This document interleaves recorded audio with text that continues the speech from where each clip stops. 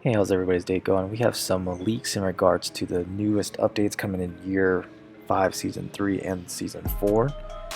The rumored secondary hard breacher is true, and here it is.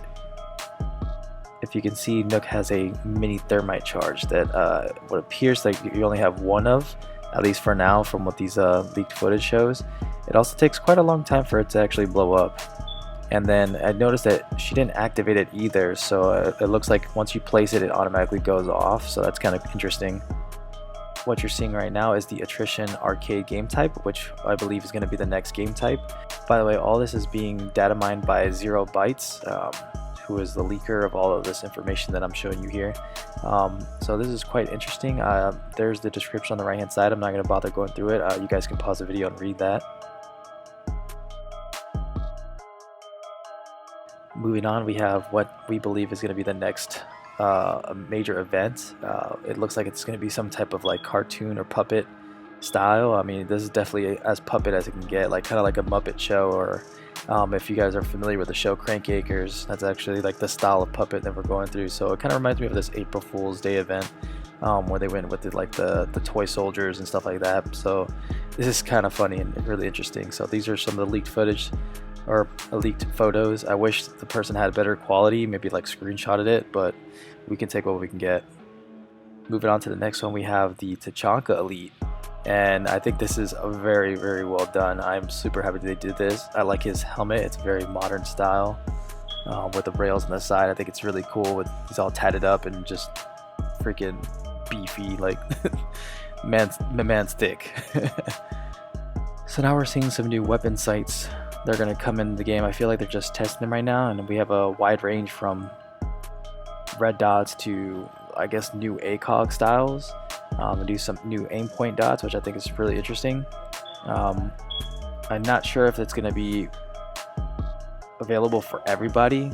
I don't know if they're just going to release them all at once, or if they're going to like do, you know, maybe in one patch or one season they're going to do one site, and then the next season they're going to do another site.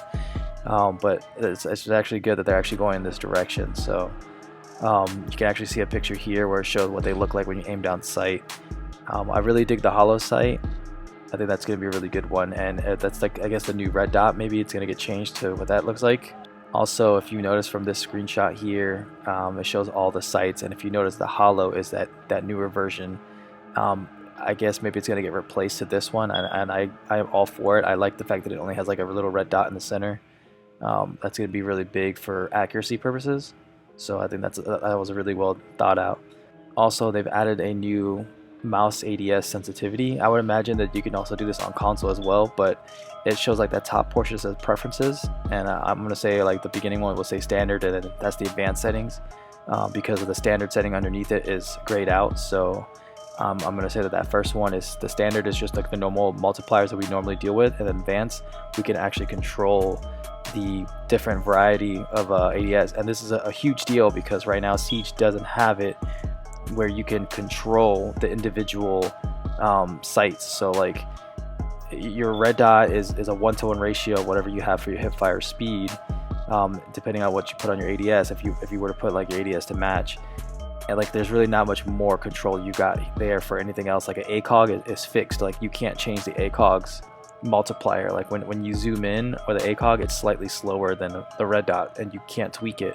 But now with this new setting you can, so that's a really, really big deal, and that'll be a real big game changer.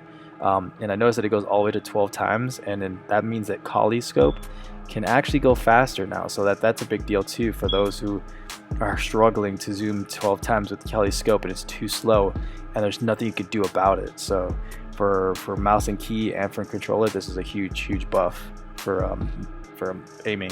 Moving on to the operators that have been leaked. This is the first one. It's Scout, and it's literally Sam Fisher from the Splinter Cell series. I mean, you can say whatever you want about it. I mean, they might pitch it differently, but I honestly believe this is Sam Fisher. It looks like him, or a variation of him. He has a signature weapon, that SE 3000K from the very first Splinter Cell game. It's like he's got his signature goggles on his backpack. He's even got the 3 dots patch on his right arm. So it's just screaming Splinter Cell. He even has the drill camera, which is an homage to the sticky cameras from back in the Splinter Cell days, which I think is pretty cool. I don't see you. I like how he has the MP7 as another weapon he can use, but honestly, no one's going to use it. Everyone's going to probably use this 3000. And then here's some footage of what his gadget does. It's like a sticky camera, so it's like a Valkyrie for attack, but also he can shoot like a tase on it. So I don't know how many tases he's gonna get, but it's gonna act like a Maestro can, where he can shoot a tase and he can get rid of gadgets. And here's the footage of him getting rid of gadgets right here. Moving on to the Defender. So there's been different names surfacing all over the web, so I'm not even gonna bother pronouncing her name because I feel like it's gonna change.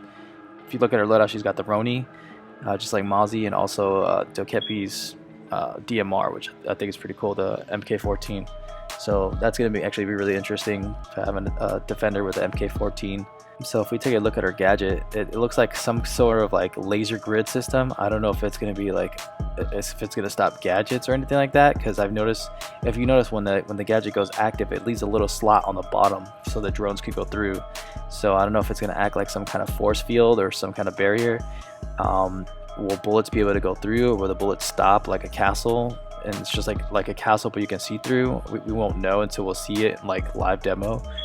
My guess, if I were to make a character like this, I don't think it should stop bullets. I think it should stop like gadgets, like grenades and stuff like that. It should let the attackers be able to walk through, but when they do, they either get pinged or they get tased of some sort, like take damage, kind of like a cap can trap. That's my guess. I hope that you can't shoot it, but right now, like the way it looks, like you can see that component on the top of the center of the door frame, so I'm assuming you can shoot it from either side and get rid of the gadget. So if that's like a bouncing issue, unless it's going to be bulletproof like most of the gadgets we see nowadays. Also, we have one major trait that actually stands out. If you notice, she's got a prosthetic arm. Her left hand is prosthetic, and what looks to be her left leg is prosthetic, and you can tell that they're made of that same red material, and it's wired up to her backpack, which I'm assuming is what powers it.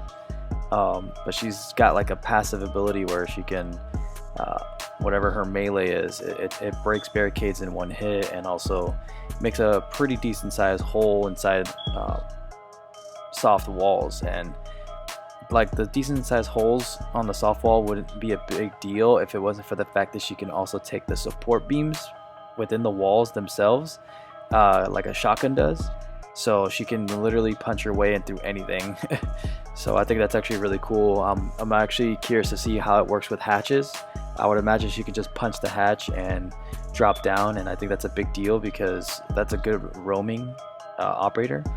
I mean, she's got her normal machine guns. She can destroy all the hatches in the map if she wanted to, or make all the rotations if she wanted to. It would cost 0 utility for the defending team, so I think that's actually a really big deal, gameplay wise and competitive wise. So we'll see how it goes. That's going to be all the leaks I've got for you guys that we know so far. Appreciate you for stopping by. If you have any questions or you want to share some more stuff, I have a Discord. I'll put the link in the description, and go ahead and check out my other videos while you're out there. Appreciate it.